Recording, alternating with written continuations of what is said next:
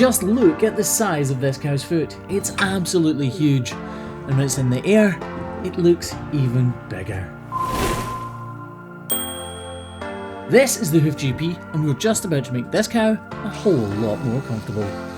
You're looking at that inner claw thinking about how big it is, but what you don't realise is that outer claw, the one I'm trimming right now, is actually really overgrown as well. So I'm going to trim this cow a little bit differently from usual. I'm trimming the outside claw first in its entirety so that you can fully appreciate just how overgrown that inner claw really is.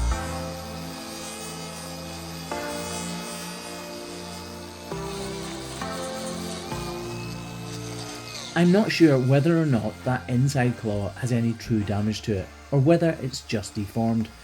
So partly I need to trim that outer claw to see if I can put a block on there if need be.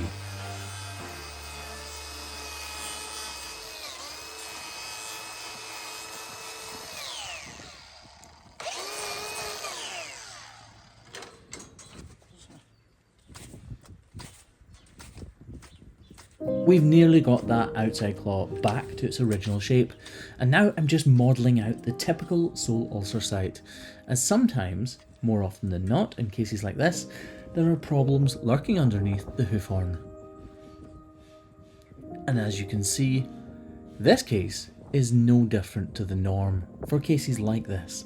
There is a problem, but I've no idea how far or to what extent that problem is. I'm hoping it's not a major one, because clearly I don't want to put a block on that inside twisted claw.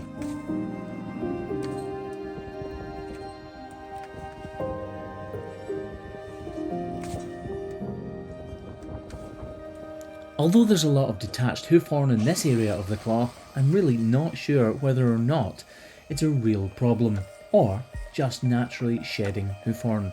You see, as cows' feet grow or overgrow to this extent, they naturally dry out and start to shed away. But here in southwest Scotland, we have a very wet climate, so we're more inclined for the hoof horn not to naturally fall away and cause problems, just like this one.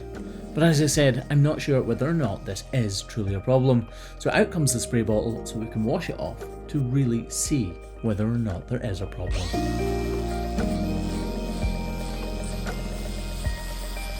There's a crack in our wall horn round about the heel bulb, and we need to make sure those cracks don't lead to anything untoward. Otherwise, we're in a really sticky situation when it comes to trying to block this cow. Luckily though, it doesn't come to anything, and we can start work on that hugely overgrown claw.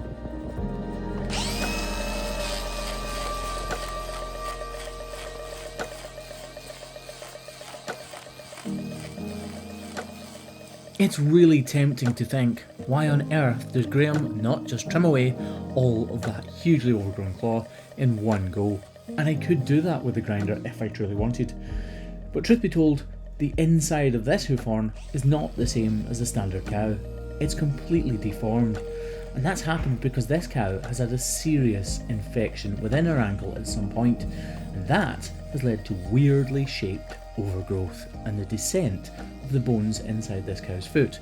So the order of the day is slowly, carefully. You'll see me stop regularly and check to see how the hoof horn is feeling, looking around the front to see if any cracks are appearing, and taking my time to make sure we can do the best job possible for this wee cow.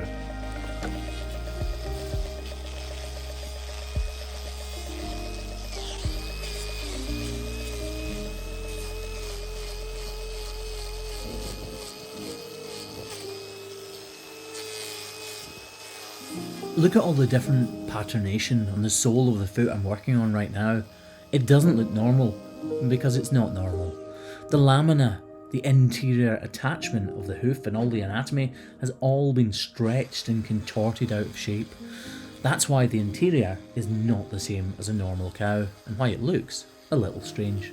Believe it or not, this cow actually isn't all that lame. She was just uncomfortable. And yes, I'll agree with you guys, it didn't look fantastic. But she was not an emergency case. This cow was not in pain. Like I said though, she was uncomfortable, and hopefully that's what we're fixing right now.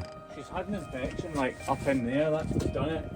So she's had an infection up in here, and it's pushed the back of her bone down, because the back, like if you push your heel down, your toe comes up, doesn't it?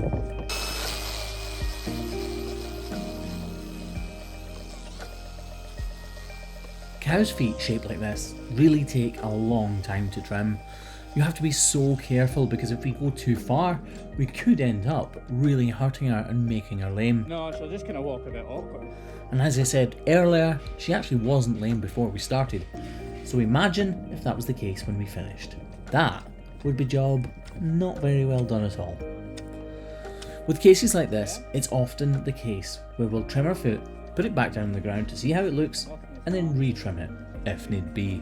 And that's exactly what you can see me doing here. I'm seeing how her foot lies when it touches the ground. And to be honest, right now, I'm not all that happy with it. So out comes the knife and the grinder for a few finer alterations.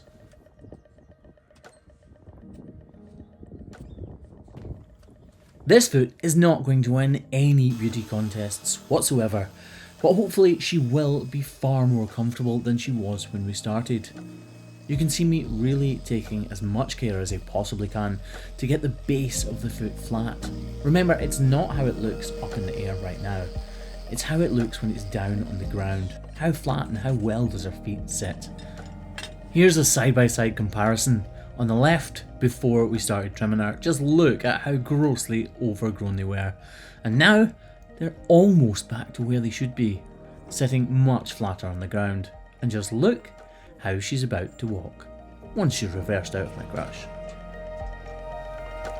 You would never think a cow with feet like that could walk as well as this.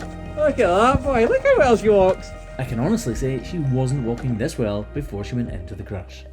And with her back in her pen before she heads to the field, that brings us to the end of this video. Guys, thank you all for the huge amount of subscribers we've had on this channel throughout the year. Keep them going, because I love seeing that figure and this community grow. Thanks very much for watching, folks. We'll see you on the next edition of the Hoof GP.